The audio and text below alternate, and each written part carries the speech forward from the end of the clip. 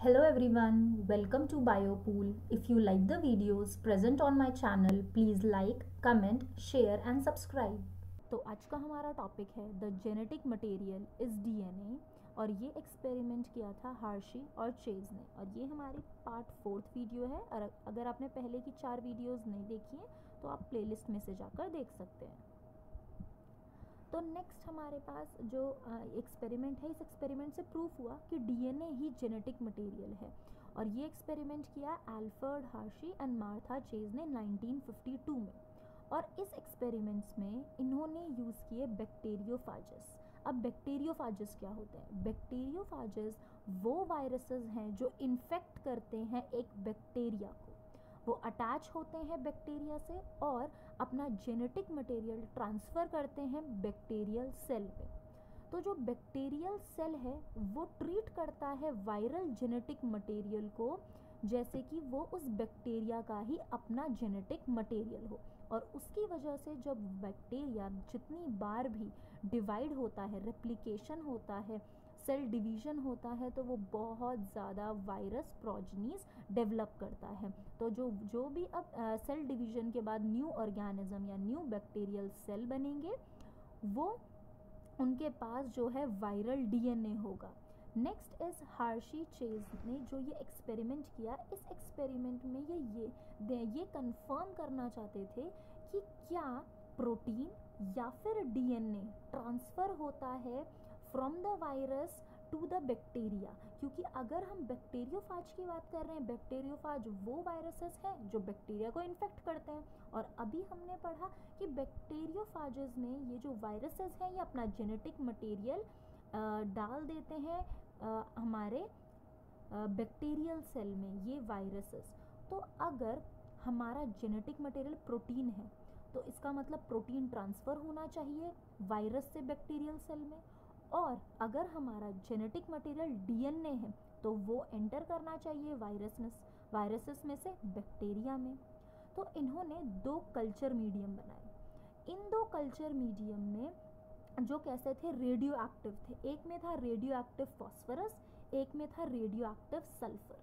तो इन्होंने जब वायरसेस ग्रो किए जिसमें रेडियो एक्टिव सल्फर था तो इन्होंने देखा कि वायरसेस जो ग्रो किए गए हैं रेडियो एक्टिव फॉस्फोरस मीडियम में वो कंटेन कर रहे हैं radio active DNA but not radio active protein. क्योंकि हमें पता है डीएनए में फॉस्फोरस प्रेजेंट होता है बट प्रोटीन में फॉस्फोरस प्रेजेंट नहीं होता है। सिमिलरली वायरसेस जो ग्रो किए गए रेडियो एक्टिव सल्फर में उनमें रेडियो एक्टिव प्रोटीन प्रेजेंट थे, ना कि रेडियो एक्टिव डीएनए, क्योंकि डीएनए में सल्फर प्रेजेंट नहीं होता है। तो फर्स्ट इन्होंने 2 टाइप के कल्चर बना दिए। नेक्स्ट चीज़, जो रेडियो एक्टिव फाजस थे, जो चाहे वो रेडियो एक्टिव सल्फर वाले वायरसेस थे या फिर रेडियो एक्टिव फॉस्फोरस वाले वायरसेस थे, तो इन्होंने उनको अलाउ किया कि वो ई कोलाई को इन्फेक्ट करें। तो ई कोलाई को इन्फेक्ट करने के बाद हमारे पास कैसे बैक्टीरियल सेल्स आए जिनमें हमारे पास रेडियो एक्टिव सल्फर या फिर रेडियो एक्टिव फॉस्फोरस होना चाहिए, क्योंकि ये बैक्टीरियोफाज वही हैं जो ऐसे वायरस जो बैक्टीरिया को इन्फेक्ट करते हैं। फिर क्या किया इन्होंने, जो वायरल कोड्स थी वो रिमूव कर दी from the bacteria by agitating them in a blender. तो ब्लेंडर में उन्हें एजिटेट किया, मिक्स किया, जिसकी वजह से वायरस पार्टिकल सेपरेट हो गए from the bacteria bye spinning them in a centrifuge. ठीक है, तो सेंट्रीफ्यूज में स्पिन किया, अब देखा कि आपका जो वायरस पार्टिकल है वो अलग हो गया बैक्टीरिया से। अब इस एक्सपेरिमेंट में यहाँ तक आप खुद सोचो, अब हमारे पास रिजल्ट क्या आना चाहिए। अगर ये बैक्टीरिया इन्फेक्ट हुआ है प्रोटीन से, अगर प्रोटीन डीएनए जेनेटिक मटेरियल है तो प्रोटीन को इस बैक्टीरिया के अंदर ट्रांसफ़र होना चाहिए, और अगर डीएनए जेनेटिक मटेरियल है तो डीएनए को वायरसेस में से इस बैक्टीरिया में ट्रांसफ़र होना चाहिए।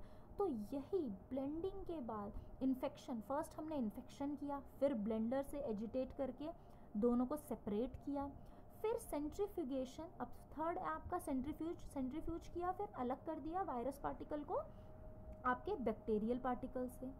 अब इन्होंने ये रिजल्ट नोटिस किया कि जो बैक्टीरिया हैं जो इन्फेक्ट किए गए थे उन वायरसेस से जिनके पास रेडियो एक्टिव डीएनए था, ये इंडिकेट किया कि वो बैक्टीरिया में radio active DNA as a genetic material present था।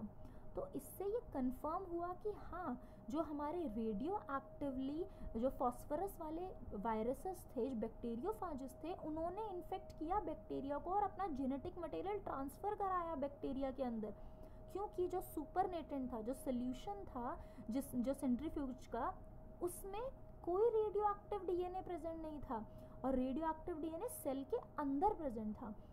और नेक्स्ट, जो वायरसेस जिन्हें इन्फेक्ट, जो बैक्टीरियोफाज जिनके पास रेडियो एक्टिव, आपके पास सल्फर था, उन्होंने जिन बैक्टीरिया को इन्फेक्ट किया था वो बैक्टीरिया रेडियो एक्टिव नहीं थे और रेडियो एक्टिविटी प्रेजेंट थी आपकी सोल्यूशन में। तो इसका मतलब प्रोटीन अपने आप को ट्रांसफ़र नहीं करा पाया। Protein is not able to enter the bacteria from the virus. Therefore, the genetic material that passed from virus to the bacteria is confirmed that it is DNA. अब आप इस पिक्चर में भी क्लियरली देख सकते हो टेस्टिंग, जब protein codes लाए गए, प्रोटीन कोड्स मतलब ये इन्फेक्ट किया गया और ब्लेंडिंग करने के बाद रेडियो एक्टिविटी प्रोटीन के केस में सुपरनेटेंट में थी, यहाँ थी। अगर वो सेल के अंदर चली जाती तो हमें कंफर्म हो जाता कि ये प्रोटीन्स ही जेनेटिक मटेरियल है, बट ऐसा नहीं हुआ। सेकेंड केस में जहाँ डीएनए से इन्फेक्टेड जो रेडियो एक्टिविटी थी बैक्टीरियोफाज, उन्होंने अपना ट्रांसफ़र किया जेनेटिक मटेरियल आपके डीएनए जो बैक्टीरिया है उसके अंदर, और आपका जो रेडियो एक्टिविटी थी वो पेलेट में थी। पेलेट मतलब जो आपके बैक्टीरियल सेल्स हैं उनके अंदर आपकी radio active DNA genetic material वहाँ मिला और सुपरनेटेंट में कुछ नहीं। तो इससे ये कंक्लूजन, मतलब इससे ये कंफर्म हो गया, ये प्रूफ हो गया कि डीएनए ही हमारा जेनेटिक मटेरियल है और प्रोटीन जेनेटिक मटेरियल नहीं है, because protein is unable to transfer itself from the bacteriophages to the bacteria. अब ये नेक्स्ट ये डायग्राम भी वही एक्सप्लेन कर रहा है कि आपके पास जो सल्फ़र था S35 और P52, तो ये भी एक याद रखेंगे, आपके पास जो रेडियो एक्टिव सल्फ़र था वो S35 और रेडियो एक्टिव फॉस्फोरस P32। तो ये एक्सपेरिमेंट को भी वहाँ डायग्रामेटिकली और शो किया गया, आप देख सकते हो। यहाँ पे फर्स्ट में प्रोटीन जिसमें जो रेडियो एक्टिविटी लिक्विड में थी, मतलब सुपरनेटेंट में थी, और पेलेट में कुछ नहीं था। यहाँ डीएनए जहाँ पे प्रूफ हुआ, जो पेलेट मतलब जो आपके बैक्टीरियल सेल्स थे उनके अंदर आपके आ गए जो जेनेटिक मटेरियल, और सुपरनेटेंट एम्प्टी था, उसमें कोई जेनेटिक मटेरियल प्रेजेंट नहीं था। नेक्स्ट जो डिबेट थी, the debate between the protein versus DNA. तो प्रोटीन और डीएनए के बीच में जो ये लड़ाई चल रही थी कि प्रोटीन जेनेटिक मटेरियल है, डीएनए जेनेटिक मटेरियल है, तो दोनों में से कौन जेनेटिक मटेरियल है, वो यहाँ पे आके ये जो पूरी वॉर टाइप था ये ख़त्म हुआ। अब डीएनए जेनेटिक मटेरियल क्यों बना और आरएनए क्यों नहीं बन पाया? क्योंकि आरएनए के पास भी वही सब प्रॉपर्टीज़ है जैसे डीएनए के पास है। तो हमें ये पता है कि जो आरएनए है वो प्रोमिनेंट जेनेटिक मटेरियल है हमारे वायरसेस में, ठीक है। और एग्जाम्पल हो गया हमारा tobacco mosaic virus, QB bacteriophage. तो डीएनए जेनेटिक मटेरियल एक्ट करता है मेजॉरिटी ऑफ ऑर्गेनिज्म में, और वो एक डोमिनेंट जेनेटिक मटेरियल है। It is able to generate itself as replica by replication, और डीएनए अपनी कॉपीज़ भी बना सकता है। तो ये जो अभी हम जितने भी पॉइंट्स पढ़ेंगे, ये वो पॉइंट्स हैं, ये वो क्राइटेरिया हैं जो किसी भी सब्सटेंस को या किसी भी मटेरियल को फुलफिल करने हैं to be a genetic material. तो फर्स्ट सबसे पहले हमारे पास पॉइंट है डीएनए रेप्लिकेट कर सकता है, ठीक है। सेकेंड, वो स्ट्रक्चरली और केमिकली स्टेबल है। हमने स्ट्रक्चर फर्स्ट वीडियो में ही डिस्कस किया था कि डीऑक्सीराइबोज शुगर है, फॉस्फेट ग्रुप है, ATGC नाइट्रोजनस बेसेस हैं। It provides scope for slow changes for mutation that are required for evolution. अब ये पॉइंट यहाँ बहुत इंपॉर्टेंट है क्योंकि इवोल्यूशन एक बहुत इंपॉर्टेंट एस्पेक्ट है एक ऑर्गेनिज्म के लिए, और अडेप्टेशन करने के लिए, सर्वाइवल अपनी बनाए रखने के लिए इवोल्यूशन ज़रूरी है। अगर वो ऑर्गेनिज्म इवॉल्व नहीं होगा, एनवायरनमेंट के साथ एडजस्ट नहीं होगा, तो वो ऑर्गेनिज्म सर्वाइव नहीं कर पाएगा। बट हमें जो इवोल्यूशन है वो एकदम फास्ट भी नहीं चाहिए, हमें स्लो चेंजेस चाहिए, जैसे जो प्रोवाइड करता है हमारा डीएनए। क्योंकि अगर आपको याद हो, मैंने फर्स्ट वीडियो में आपको डिस्कस किया था कि आरएनए जो है वो अनस्टेबल है और वो हाईली म्यूटेटिंग है, वो फास्ट म्यूटेट करता है और फास्ट चेंजेस शो करता है, जिसकी वजह से वो स्टेबल जेनेटिक मटेरियल नहीं है। और रीज़न क्या है, क्योंकि पहला हमने रीज़न उसमें देखा था कि उसके पास 2 हाइड्रोक्सिल ग्रुप हैं सेकेंड और थर्ड पोजीशन पे, जो उसे हाईली रिएक्टिव बनाते हैं, अनस्टेबल बनाते हैं। तो यहाँ इस पॉइंट पे भी डीएनए ने ये रेस जीत ली। थर्ड चीज़ जो हमारे पास है कि जो जेनेटिक मटेरियल होना चाहिए वो अपने आप को मेंडेलियन कैरेक्टर्स में एक्सप्रेस करना चाहिए। और ऑब्वियसली 5th चैप्टर में हमने सभी चीज़ें यही पढ़ी हैं। तो जो फैक्टर जिनकी बातें कर रहे थे पीछे साइंटिस्ट सारे, वो फैक्टर्स और ये सब वो डीएनए ही है, डीएनए में प्रेजेंट जीन्स ही हैं। तो ऑब्वियसली डीएनए ने ये क्राइटेरिया भी पास किया। तो जो अबव ये सारे स्टेटेड कैरेक्टरिस्टिक हैं, ये जो फीचर्स हैं, ये एक प्रोबेबल जेनेटिक मटेरियल होने के लिए डीएनए ने पूरे किए, और protein is not able to fulfil all those criteria stated above. Next अब हम बात करते हैं आरएनए भी क्यों हमारा जेनेटिक मटेरियल नहीं रहा। तो सबसे पहली चीज़, आरएनए जो है स्ट्रक्चरली और केमिकली स्टेबल नहीं है, वो high rate of mutation show करता है ना। उसके अलावा जो आरएनए है, अभी मैंने आपको बताया हाइड्रोक्सिल ग्रुप है उसमें सेकेंड पोजीशन पे और थर्ड पोजीशन में, दोनों पे हाइड्रोक्सिल ग्रुप प्रेजेंट है। और डीएनए में हमें पता है deoxy removal of hydroxyl group, second position पे कोई हाइड्रोक्सिल ग्रुप नहीं है। तो इस ग्रुप का प्रेजेंट होना आरएनए में उसे हाईली रिएक्टिव बनाता है, और वो कैटालिटिकली बहुत एक्टिव है। और हम आगे पढ़ेंगे भी कि आरएनए कैसे एज अ मशीनरी काम आता है। तो यहाँ पे एक रीज़न हो गया कि आरएनए जेनेटिक मटेरियल नहीं हो पा रहा, क्योंकि वो हाईली रिएक्टिव है, अनस्टेबल है केमिकली और structurally, high rate of mutation show करता है। नेक्स्ट, आरएनए में प्रेजेंट होता है यूरासिल, और जबकि डीएनए में प्रेजेंट होता है थाइमिन। तो presence of thymine at the place of uracil also confirms additional stability to DNA.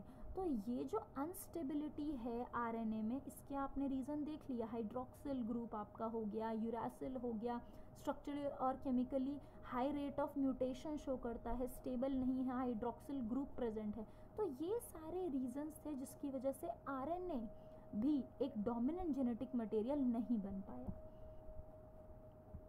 अब आरएनए क्यों हमारे लिए इम्पॉर्टेंट है? वो एक डोमिनेंट जेनेटिक मटेरियल नहीं है, फिर भी वो हमारे लिए क्यों इम्पॉर्टेंट है?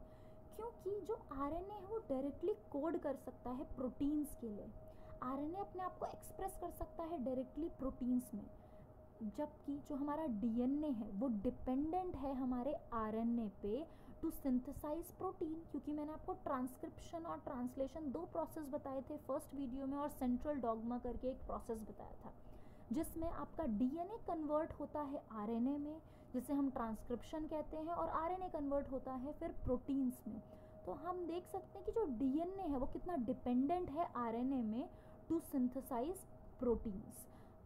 इसीलिए जो हमारा डीएनए है वो इवॉल्व हुआ आफ्टर आरएनए, और डीएनए ने जो रेस जीती because of it's stability, structural और केमिकल स्टेबिलिटी, और आरएनए यहाँ पीछे रह गया।